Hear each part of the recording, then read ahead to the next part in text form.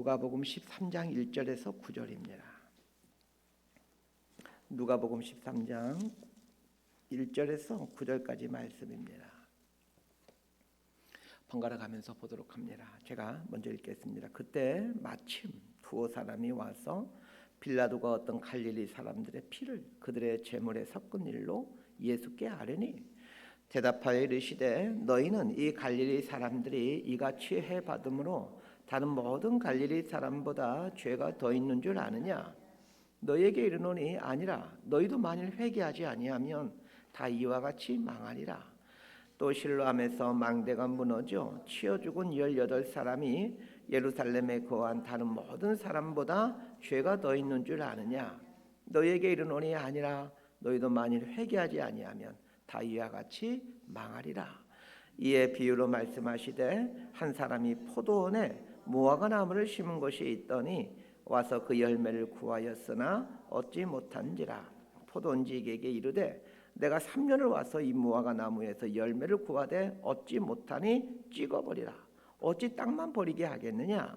대답하여 이르되 주인이여 금년에도 그대로 두소서. 내가 두릅하고 거름을 줄이니 9절 함께 읽습니다. 이후에 만일 열매가 열면 좋거니와 그렇지 않으면 찍어버리소서 하였다 하시니라. 아멘. 기도하고 말씀 선포합니다. 하나님 아버지, 거룩한 주일을 주셔서 감사드립니다. 온 우주의 주인이신 하나님을 예배하는 자리에 불러주셔서 다시금 우리 삶의 주인이 하나님이시고 우리가 내가 내 인생의 주인 되어 살아왔던 것들을 회개하며 겸손히 하나님 앞에 나 자신을 종으로 세워놓을 수 있는 기회를 주시니 감사드립니다. 오늘 예배를 통하여 하나님의 온전한 백성으로 하나님의 뜻을 이루어가는 종으로 서가기를 결단해가는 살아있는 예배가 되게 하여 주옵소서. 예수님 이름으로 기도드리옵나이다. 아멘.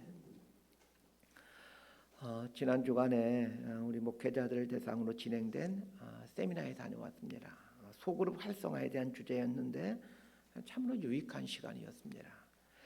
세미나 강사로 오신 목사님은 미국에서 오랫동안 사셨던 분이신데 이분이 미국에서 교회를 섬기실 때 한 성도님 가정 가운데 있었던 일을 말씀하셨습니다.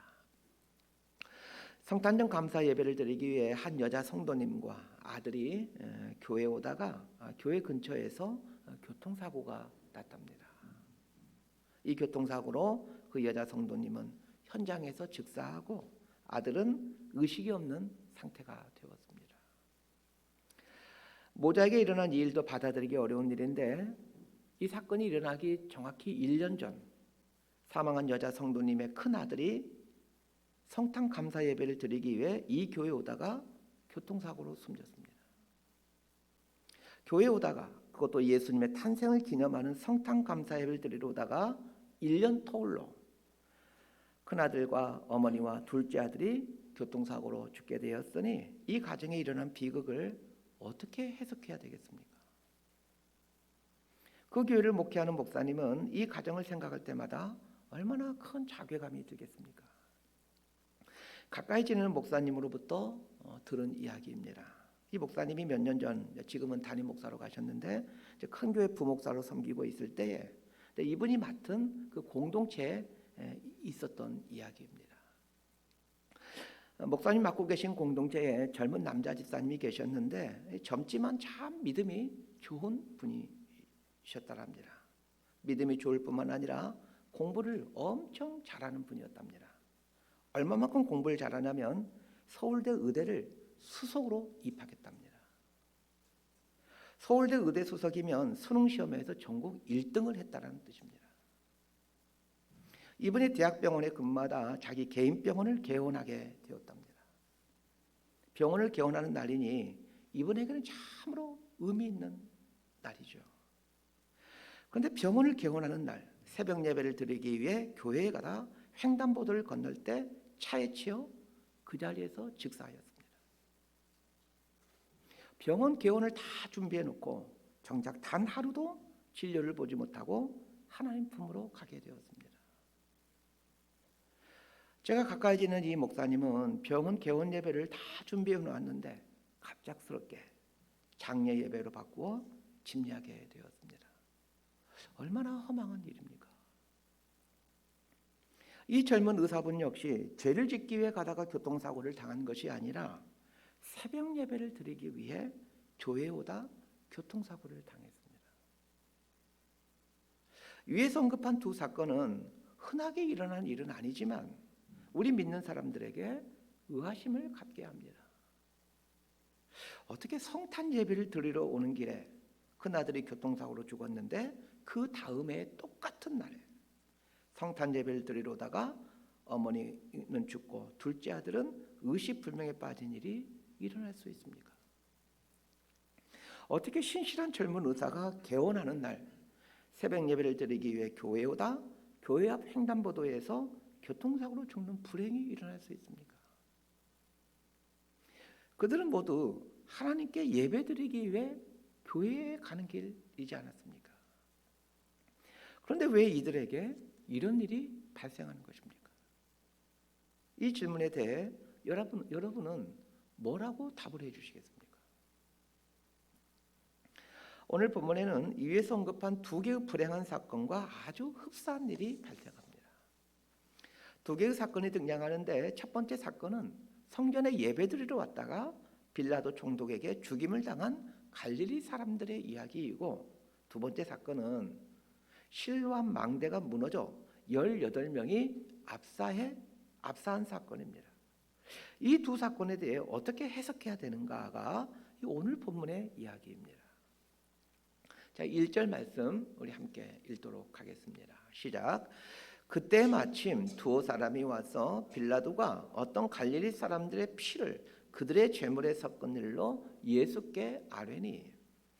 본문의 이야기는 그때 마침이라는 말로 시작하고 있습니다. 그때라는 말은 지난 시간 본문이었던 누가복음 12장 54절부터 59절의 말씀을 하고 계실 때라는 말입니다. 그런데 잘 보면 그때 마침이라는 말로 시작하고 있습니다. 그때 마침이라는 말의 마침이라는 말의 뉘앙스는 지난 시간 본문인 누가복음 12장 54절부터 59절의 말씀과 오늘 본문의 사건이 시간상으로도 같은 때에 일어난 사건이지만 동시에 이 두 개의 사건이 아주 절묘하게 어울린다라는 뜻입니다. 이 그때 마침이라는 말의 의미를 좀 이해하기 쉽게 예를 들어 설명해 보겠습니다. 제가 주일 설교를 열심히 쓰다 보니 배가 엄청 고파 있는데 그날따라 순댓국이 먹고 싶었습니다. 그런데 주일 설교를 다 쓰자마자 그때 마침 한 성도님이 교회에 오셨는데 순댓국을 사가지고 온 것입니다. 이때 내가 순댓국을 엄청 먹고 싶었는데 하필이면 그때 누군가가 순댓국을 사가지고 올 때 마침 그때 그 집사님이 순댓국을 사가지고 오셨다, 이렇게 표현을 합니다. 그러니까 오늘 본문의 첫 부분에 등장하는 마침이라는 말은 지난 시간 본문 말씀과 오늘 본문 말씀이 일맥상통하는 이야기다라는 말입니다. 지난 시간 설교 내용을 되짚어 봅시다. 지난 시간 설교 내용의 핵심은 시대를 분간하라라는 것이었고, 시대를 분간하라라는 말은 카이로스를 분간하라라는 말로 기회를 검증하라, 기회를 이용하라라는 뜻이라고 말씀드렸습니다. 그러면서 생명이신 예수님께서 찾아오시는 기회를 놓치지 말아라 라는 말씀을 드렸습니다. 그런데 오늘 본문 말씀이 이 지난 시간 설교한 주제를 정확하게 설명해 주는 사건이 된다라는 말입니다. 1절은 설명이 좀 필요합니다. 빌라도가 어떤 갈릴리 사람들의 피를 그들의 제단에 섞었다라는 표현이 나오는데, 이 말은 갈릴리 사람들이, 갈릴리 지방에 사는 사람들이 예배를 드리기 위해 예루살렘 성전에 와서 그 예배를 드리기 위해 제물을 잡고 있을 때, 그때 빌라도가 그 예루살렘 성전에 와서 이 사람들을 죽였다라는 뜻입니다. 어떤 사람들이 예수님께 와서 이 사건을 얘기하는데, 자, 의도가 무엇이겠습니까? 하나님께 예배드리러 왔는데 왜 이런 재앙을 만나느냐라는 것입니다. 이 질문을 우리 각자에게 한번 가지고 와 봅시다. 우리들 대부분은 하나님께 예배드리러 왔다가 죽임을 당하는 그 정도의 큰 비극은 겪지 않았지만 그러나 신앙생활 하는 동안에 이해하기 어려운 일을 겪은 경험들이 있을 것입니다. 왜 나에게 이런 일이 일어났지? 이런 의문을 품게 하는 일들은 한두 번씩은 일어나기 마련입니다. 특별히 신앙생활하는 것과 관련하여 생긴 불행한 경험들이 있을 것입니다. 신앙생활을 하지 않았다면 생기지 않았을 일인데 신앙생활을 함으로 생긴 불행들이 있습니다. 이런 불행 앞에서 사람들은 신앙생활을 중단하거나 혹은 교회는 출석하지만 신앙생활에 부정적인 사람으로 살아가는 경우가 많습니다. 하나님께 예배드리는 갈릴리 사람들이 성전에서 빌라도에 죽임당하는 비극이 왜 일어난 것입니까? 라는 질문에 예수님께서 뭐라고 답변을 하는지 보십시다. 사실 예수님의 답변은 우리를 참 실망스럽게 합니다. 하나님을 예배하러 온 사람들에게 왜 이런 재앙이 일어났습니까? 라는 질문에 대해 그 예수님의 답은 시원스러운 답이 아닙니다. 자, 예수님의 답을 한번 보십시다. 2절 말씀 함께 보도록 합니다. 시작. 대답하여 이르시되 너희는 이 갈릴리 사람들이 이같이 해 받음으로 다른 모든 갈릴리 사람보다 죄가 더 있는 줄 아느냐? 예수님의 답변은 질문과 논리적으로 맞지가 않습니다. 하나님께 예배드려 갈릴리에서 예루살렘까지 온 사람들인데 더군다나 성전에서 제물을 잡아 하나님께 바치고 있을 때 왜 이런 끔찍한 재앙이 일어났습니까?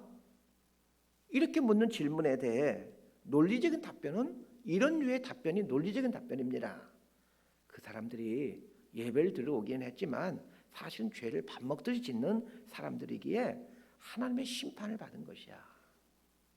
차라리 이렇게 답변했다라면 질문에 대해 어느 정도는 논리적인 답이 됩니다. 그들이 재앙을 만난 것은 그들의 죄에 대한 하나님의 심판이다. 이 얼마나 간결하고 명확한 답변입니까? 그러나 예수님은 결코 그런 답변을 하지 않으십니다. 예수님의 답변은 질문의 요지와 상당히 먼 답변입니다. 사람들이 던진 질문의 핵심이 왜였다라면 예수님의 답변은 무엇을입니다. 이것을 좀 쉽게 설명드리겠습니다. 우리들은 이해할 수 없는 사건 앞에서 가장 먼저 던지는 질문, 그리고 계속해서 던지는 질문은 왜라는 질문입니다. 왜 일어난 것입니까? 왜 나에게 이런 일이 일어난 것입니까? 이렇게 왜라는 질문을 끊임없이 반복해서 던집니다.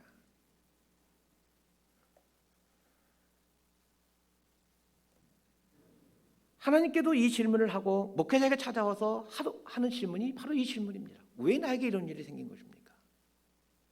그런데 예수님의 답변은 그 일이 왜 일어났느냐가 아니라 그 일을 통해 무엇을 깨달았느냐입니다.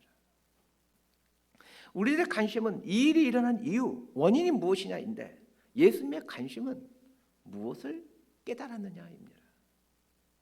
그렇다면 우리도 우리 인생에서 이 왜라는 질문이 생길 수밖에 없는 사건 앞에서 이 무엇이라는 질문으로 전환해 갈 수 있게 되기를 바랍니다. 자, 이것 한 가지만 해도 여러분 신앙이 아주 깊어집니다. 예수님께서 왜 그 일이 일어났느냐에 대해 말씀하지 않고 그 일을 통해 무엇을 깨달았냐라고 말씀하신 데에는 인간 삶에 일어난 일들에는 그 원인을 한마디로 규정하기가 불가능하다는 뜻이기도 합니다. 또한 내 삶에 일어나는 일의 원인을 안다 하더라도 그것이 나에게 큰 유익을 주지 못합니다. 그럼에도 불구하고 우리에게 일어난 일이 감당하기 어렵고 고통스럽기에 왜라는 질문 속에서 헤어나오지를 못합니다. 욥기의 주제가 바로 이것입니다. 욥기서를 잘 보시길 바랍니다. 욥은 성경에 등장하는 인물 중 가장 믿음이 좋은 사람입니다. 성경에 나오는 수많은 믿음의 사람들 중 욥만큼 믿음이 좋은 사람은 제가 볼 때는 없는 것 같습니다. 욥의 믿음이 인간의 수준을 뛰어넘은 수준이었기에 욥기를 허구의 이야기라고 주장하는 학자들도 많이 있습니다. 그만큼 욥은 이 인간 세상에서는 볼 수 없는 차원의 그런 깊이 있는 믿음의 소유자였다는 뜻입니다. 욥은 믿음이 좋을 뿐만 아니라 엄청난 부자이기도 하고 10명이나 되는 자녀들을 갖고 있는 복을 누리고 있는 사람이었습니다. 인간이 가질 수 있는 모든 복을 다 갖고 있는 사람이었습니다. 그런데 하루아침에 동양에서 가장 큰 부자라고 했던 욥의 재산이 단 하루 만에 없어져 버립니다. 거기서 그치지 않고 욥의 10자녀가 그날 욥의 재산이 없어진 날 그 순간에 10명의 아들이 죽고 맙니다. 지붕이 무너져서. 거기서 멈추지 않고 욥의 아내는 욥을 저주하고 떠나버립니다. 거기서 멈추지 않고 욥은 극심한 피부병에 걸립니다. 이 일련의 일들이 며칠여간에 일어납니다. 사람이 사는 세상에서는 도저히 일어날 수 없는 일이 욥에게 일어났습니다. 욥이 극심한 재앙을 당했다는 소식을 듣고는 욥의 세 친구가 찾아옵니다. 그러고는 일주일 동안이나 침묵으로 금식하며 욥의 이 고통에 동참합니다. 욥의 친구들은 욥의 버금가는 깊은 신앙을 갖고 있는 사람들이었습니다. 욥의 친구들이 얼마나 깊은 신앙을 갖고 있는지는 그 친구들의 변론을 보면 알 수 있습니다. 하나님에 대한 지식과 하나님이 섭리하시는 원칙에 대한 깊은 식견이 있는 분들입니다. 욥이 당한 극심한 재앙을 놓고 욥과 친구들이 논쟁을 합니다. 욥기 3장부터 욥기 37장까지 무려 35장에 걸쳐서 논쟁을 합니다. 그 논쟁을 간단하게 한 단어로 말한다면 왜라는 단어입니다. 왜 생겼느냐는 겁니다. 왜 이 재앙이 있게 되느냐는 것입니다. 욥에게 왜 이런 일이 일어났느냐가 욥기 3장부터 37장까지의 주제입니다. 욥기 3장부터 37장까지 왜라는 주제를 놓고 계속해서 논쟁합니다.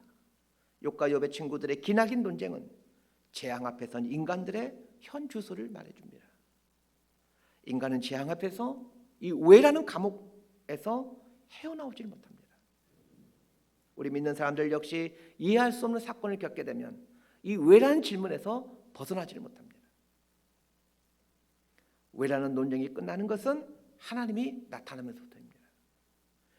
왜라는 주제를 놓고 긴 논쟁을 벌이고 있는 욥과 욥의 친구들에게 하나님께서 나타나십니다. 그리고는 욥과 욥의 친구들의 논쟁을 다 들었다라고 말씀하십니다. 그렇다면 하나님께서 욥과 친구들 간의 논쟁의 핵심인 그 왜라는 질문에 대한 답을 해줘야 되지 않겠습니까? 그러나 욥기 38장부터 41장까지를 보십시오. 하나님은 단 한마디도 욥과 친구들의 주제인 그 왜란 질문에 대한 답을 해주지 않습니다. 그럼 하나님은 무슨 말씀을 하십니까? 두 가지를 말씀하십니다. 무엇을 할 줄 아느냐, 무엇을 아느냐입니다. 결국 욥기의 하나님도 무엇에 대한 말씀을 하십니다. 부전자전이라더니 예수님도 하나님과 똑같이 왜에 대해서는 말씀하지 아니하시고 무엇에 대해서 말씀하십니다. 우리는 왜라는 질문 속에서 인생을 살아갑니다. 그러나 예수님은 무엇을 깨달았느냐라는 문제로 접근하십니다. 왜라는 질문을 깊이 생각해 보면 이 질문은 다분히 과거 지향적입니다. 왜 나에게 이런 일이 일어났을까라는 의문 속에 산다라는 것은 과거에 속한 삶을 산다라는 뜻입니다. 반면에 무엇을 깨달았느냐라는 말은 미래에 속한 삶을 산다라는 뜻입니다. 저는 이해할 수 없는 사건 앞에서 이 왜라는 질문에 환몰되어 과거에 속해서 살아가는 사람들에게 권면드립니다. 이제는 과거에서 나오시길 바랍니다. 인생은 과거에 속해 살기에는 너무 아까운 것입니다. 다시 오늘 본문으로 돌아갑니다. 갈릴리 사람들이 하나님을 예배하기 위해 예루살렘 성전에 왔다가 성전에서 제물을 잡는 중에 빌라도에게 죽임을 당하는 비극을 겪은 이유는 알 수 없습니다. 설사 이런 재앙이 일어나게 된 이유가 알게 되더라도 그것이 내 삶에 아무런 유익을 주지 못합니다. 왜냐하면 사람의 삶에 일어나는 재앙에는 수많은 이유가 있기 때문입니다. 똑같은 일이라도 그 원인들은 다 제각각입니다. 그러기에 어떤 사건이라는 원인을 아는 것은 그렇게 큰 유익이 될 수가 없습니다. 예수님이 말씀하고 싶은 것은 그 일어난 사건을 통해 무엇을 깨달았느냐는 것입니다. 두 번째로 등장하는 사건인 실로암 망대가 무너져 18명의 사람이 몰살당하는 사건도 마찬가지입니다. 예루살렘 남쪽과 동쪽 사이에는 실로암이라는 샘이 있습니다. 예루살렘 성으로 물을 공급해주는 우물 혹은 저수지라고 생각하면 됩니다. 실로암 우물이 예루살렘 주민들의 생사에 중요한 역할을 하는 곳이기에 이곳에 망대를 세워 지키고자 합니다. 그런데 망대를 세우는 일을 하다가 망대가 무너져 18명이 죽게 됩니다. 지금식으로 하면 산업재해라고 할 수 있습니다. 예루살렘 시민들에게 깨끗한 물을 제공하고 예루살렘 사람들의 생명수를 할 수 있는 실로암 우물을 지키기 위해 망대를 세우는 일은 선한 일입니다. 그런데 선한 일을 하다가 18명의 사람들이 사고를 당하게 됩니다. 사람들은 이 사건 앞에서 왜 이런 일이 일어나는가에 관심을 갖습니다. 그러나 예수님은 그 사건을 통해 무엇을 깨달아야 되는가를 말씀하십니다. 그러면 이런 비극스러운 사건을 통해 무엇을 깨달아야 하는 것입니까? 위에서 오늘 본문은 지난 시간 본문의 주제와 일맥상통하다라고 말씀드렸습니다. 우리 지난 시간 본문이었던 누가복음 12장 58절 말씀을 함께 보도록 하겠습니다. 시작. 내가 너를 고발하는 자와 함께 법관에게 갈 때에 길에서 화해하기를 힘써라. 그가 너를 재판장에게 끌어가고 재판장이 너를 옥졸에게 넘겨주어 옥졸이 옥에 가둘까 염려하라. 예수님은 인생을 길이라고 말씀하셨습니다. 그것도 재판장이신 하나님께로 가는 길이다라고 말씀하셨습니다. 인생이 재판장이신 하나님께 가는 여정이기에 이 여정에 있는 동안이 회개할 수 있는 유일한 기회가 됩니다. 재판장이신 하나님 앞에 이르게 되면 회개할 기회가 사라져버립니다. 마치 고소를 당하면 재판장 앞에 가서 재판을 받게 되는데 재판장 앞에 서기 전에 고소한 사람과 합의를 하는 게 지혜로운 일인 것처럼 재판장이신 하나님 앞에 이르기 전에 화해하는 게 지혜로운 일입니다.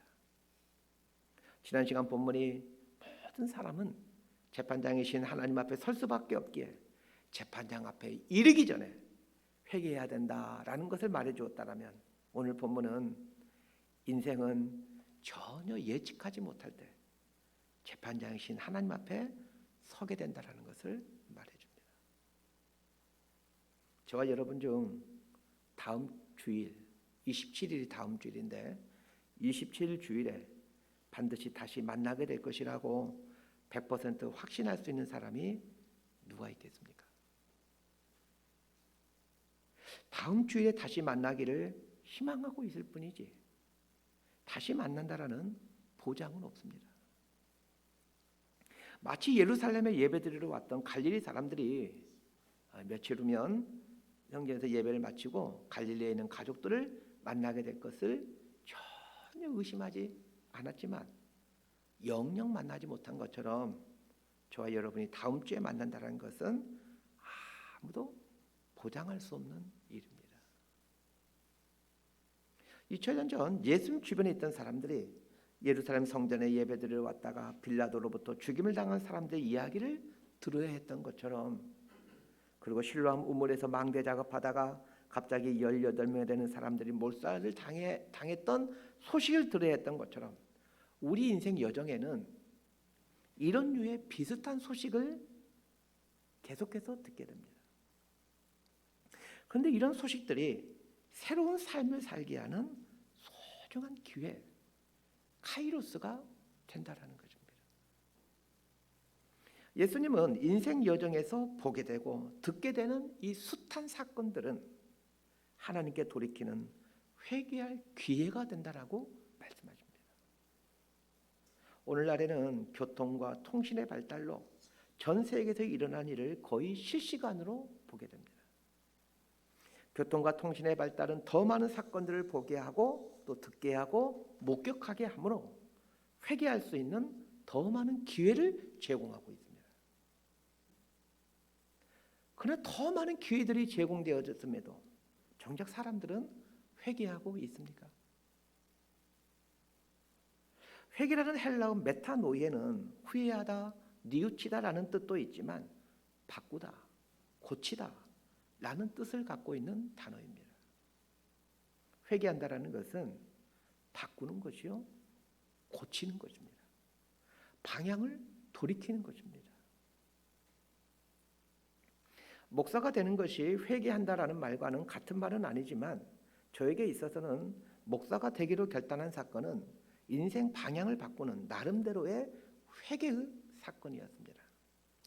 대학교 2학년 때 저는 목사가 되기로 결단하고 진로를 바꿨습니다. 진로를 갑자기 바꾸게 된 것은 가까이 지내는 은사님의 죽음이었습니다. 고등학교 다닐 때 저를 참으로 예뻐해 줬던 선생님이 계십니다. 이제 갓 결혼한 젊은 국어 선생님이셨습니다. 우리나라 근대 시인 중에 유명한 시인인 유치환 시인이 계시는데 그 유치환 시인과 성과 이름이 똑같은 분이셨습니다. 이 선생님이 왜 저를 예뻐해 주셨는지는 이유는 모르겠지만 종종 자신의 집에 오게 하여 저녁을 먹이곤 하셨습니다. 당연히 선생님의 사모님도 저를 친동생처럼 아주 예뻐해 주셨습니다. 서울로 대학을 온 이후에도 한 달에 한 번 정도는 이 고향 모교에 계신 이 선생님과 통화를 하며 안부를 묻곤 했습니다. 그런데 어느 날 청천벽력과 같은 소식을 듣게 되었습니다. 한 고등학생이 운전하는 오토바이에 치여 현장에서 즉사하셨다는 것입니다. 30세 초반의 젊은 선생님이 돌이 지난 아이 하나를 남기고 하루아침에 비명 행사할 것이라고 생각한 사람은 단 한 사람도 없었습니다. 선생님의 부고 소식은 출세를 향해 질주하던 저의 삶을 멈추어 세웠습니다. 그리고는 삶에 대해 진지하게 고민하게 만들었습니다. 그리고는 저는 진로를 바꿨습니다. 회개한다라는 말에는 바꾸다, 고치다, 방향을 전환하다 라는 뜻이 있다라고 말씀드렸습니다. 저를 예뻐해 주셨던 선생님의 죽음은 저를 바꾸고 고치는 계기가 되었습니다. 이렇듯 저와 깊은 관계를 맺고 있는 사람의 불행한 일은 저에게 회개할 기회가 되었습니다. 우리 삶에는 종종 불행한 사건들이 일어나고 있지만 정작 사람들은 그 불행한 사건들을 회개의 기회로 삼지 않습니다. 예루살렘 성전에 예배드리러 왔다가 빌라도의 죽임을 당한 갈릴리 사람들의 이 날벼락 같은 소식은 당시의 사람들의 발걸음을 잠깐 멈춰 세워 놓았을 것입니다. 실로암 망대 공사를 하다 몰살당한 18명의 안타까운 사고 소식 역시 사람들을 멈춰 세워 놓았을 것입니다. 그러나 대부분의 사람들은 이 비참한 소식 앞에서 잠깐 인생 발걸음을 멈추기는 했지만 아무 일 없었다는 듯이 다시 예전처럼 가던 길을 계속가는 사람들이 대부분이었을 것입니다. 우리가 살아가는 동안에 예루살렘 성전에 예배드리러 와서 죽임을 당한 갈릴리 사람들의 소식, 그리고 실로암 망대가 무너져 몰살당한 18명의 사람들에 대한 이야기와 같은 비통한 소식을 종종 접하게 됩니다. 이 소식들은 하나님께서 나에게 주시는 귀한 기회입니다. 모든 인생은 이렇게 하나님 앞에 서게 된다는 것과 하나님 앞에 서게 되는 날은 갑작스럽게 임하게 된다는 가르침입니다. 이 가르침이 우리 가슴까지 내려오게 될 때, 그때 우리의 삶은 회개에 이르게 됩니다. 그런데 오늘 본문을 보면서 전혀 다른 측면을 볼 줄 알아야 합니다. 예수님께 와서 빌라도의 죽임을 당한 갈릴리 사람들에 대한 소식을 전해주는 사람들이 예수님께 이 소식을 전하고 있는 데에는 악한 의도가 있다는 것입니다. 예수님께 이 소식을 전해주기 위해 왔던 두어 사람이란 예수님을 대적하는 종교 지도자들입니다. 이 사람들이 예수님께 와서 갈릴리 사람들의 이 비극적인 소식을 전한 이유는 갈릴리 사람인 예수여, 당신도 이렇게 설치다가는 언제 지도돼도 모르게 죽임당할 수 있습니다. 일종의 협박이었습니다. 이 협박을 한 사람들은 당연히 예루살렘 성전을 배경으로 살아가는 예루살렘의 종교 지도자들입니다. 그렇다면 우리는 아주 중요한 통찰을 넣습니다. 예루살렘 성전에 예배드리러 왔다가 죽임을 당한 갈릴리 사람들의 이야기는 누군가에게는 인생의 방향을 바꾸는 회개의 기회가 되지만 어떤 사람들에게는 자신의 대적자를 비방하고 공격하는, 그래야 더 사나운 이의로 변해가는 사망을 촉진시키는 죽음의 기회가 되기도 한다는 것입니다.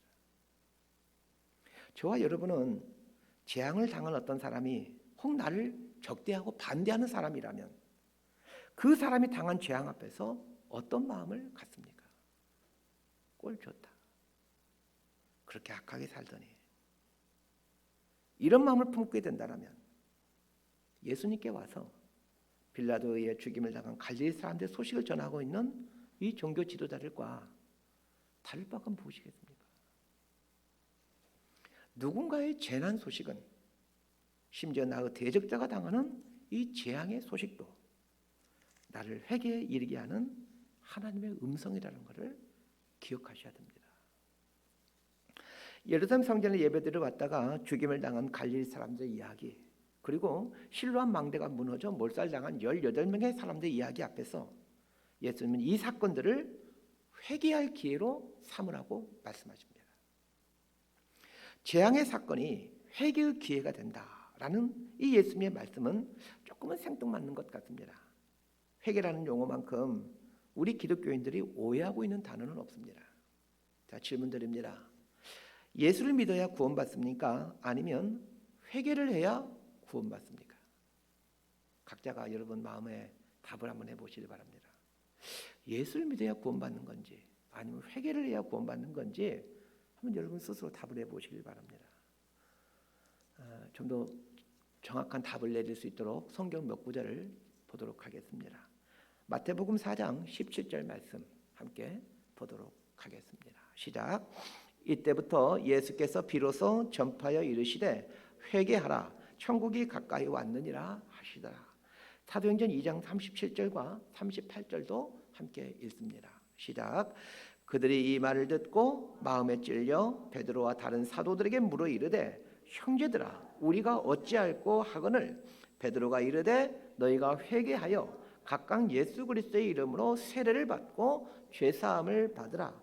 그래야하면 성령의 선물을 받으리니. 다시 묻습니다. 예수를 믿어야 구원받습니까? 회개를 해야 구원받습니까? 예수를 믿는다는 말과 회개한다는 말은 같은 말입니다. 예수를 믿는다라는 말에는 내가 죄인임을 인정한다라는 뜻이 담겨 있고 내 죄를 용서해 주실 분은 예수님밖에 없음을 인정한다라는 말입니다.